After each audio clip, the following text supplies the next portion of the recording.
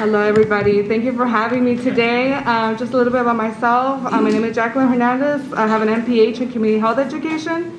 I'm a health educator as well right now with the PHC Council program, which works with a lot of different groups like Kiwa, Thai CDC, the garment center workers, and other workers that are affected right now from the pandemic.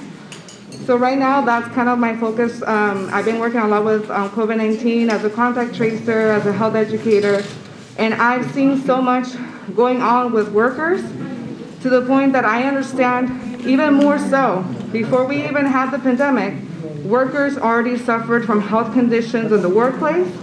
They suffered not only conditions from the workplace, but they could not even get health care in many places, even if you had a job. So here I'm going to be talking a little bit about my story as well, how that connects to a lot of the issues that we all experience because we all work here, right? Or we have a parent who needs work, or even our elderly are working right now because there's no long-term care. There's no way for our communities to actually get the care they need. So I just wanted to talk a little bit about, I always translate myself, so you're going to see some stuff in Spanish. It is part of my mission to also always advocate for bilingual care, and that includes me translating my slides in Spanish.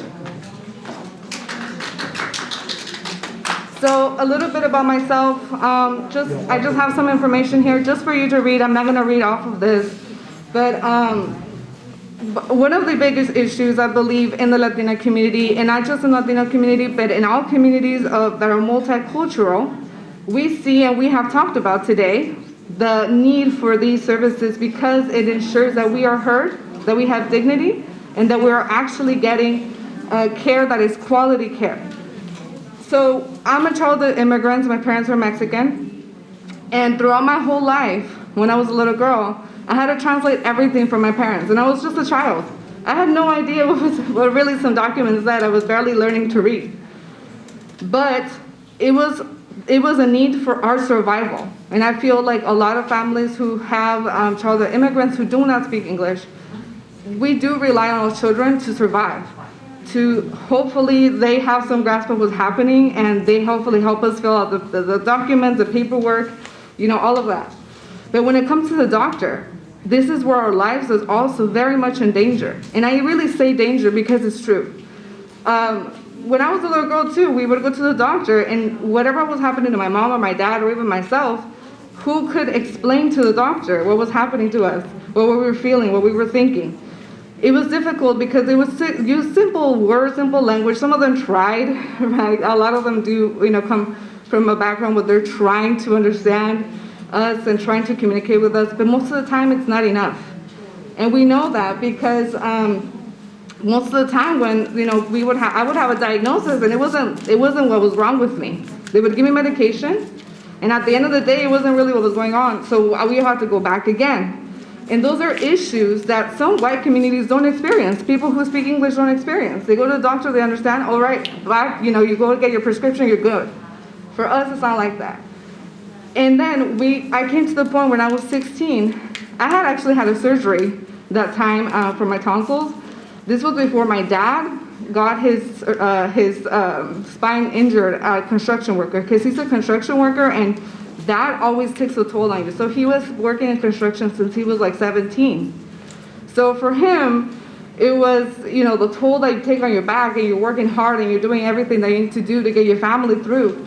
And then you bust your back. And all of a sudden, the employer doesn't want to take the toll that it was at work site. They take you off the health care. Now your entire family doesn't have health care. That's happened to me, and thankfully I had that surgery before that happened, because if not, I would have died. I mean, where would I get health care? Or how much would my health care bill be?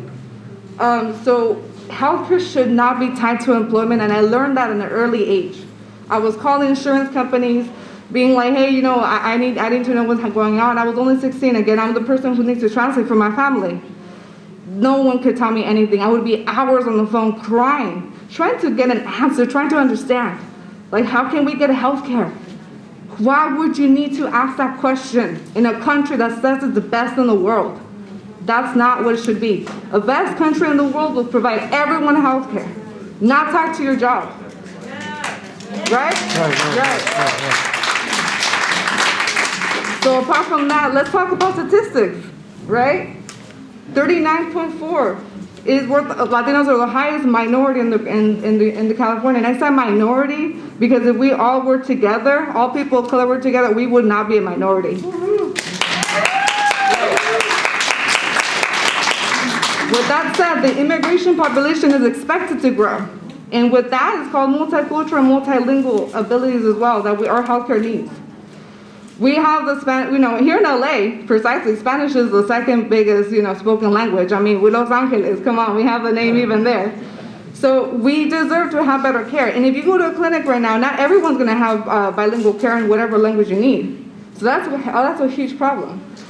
The other thing that I want to point out is maybe if you also relate to this, but as a Latina, I do take herbs and I take some teas as well for some of my ailments. Some doctors shame that, and we need to have doctors understand as well that part of our culture is also some of our herbal remedies and stuff like this that we also get comfort from. We need to be respected in that sense. Culturally, we need to be understood. We need to be respected. And then right here, we have this is kind of like the reasons why bilingual care is important. We know that miscommunication causes safety issues.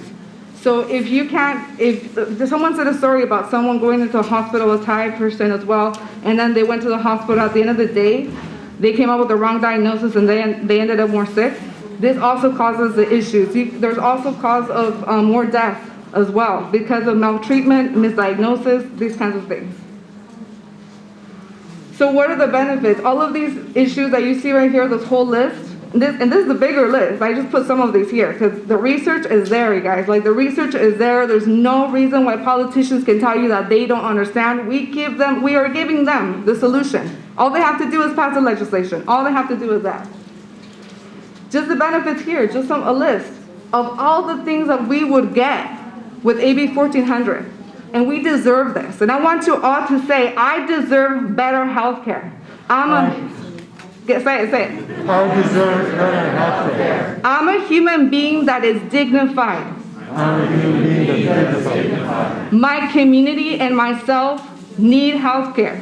My community and myself need health care. And I believe health care is a human right. I believe health care is a human right. Because we do, right? Yeah. These are the things that we would get, and I really hope that we spread the word as far and wide as we can because our lives do depend on this. This is to fight for our lives, everyone. So thank you so much. And this is just a quote, if you would like to read it here. But we need a translation of community knowledge is the first step to ensuring equitable inclusion of diverse populations, and I truly believe that. Thank you.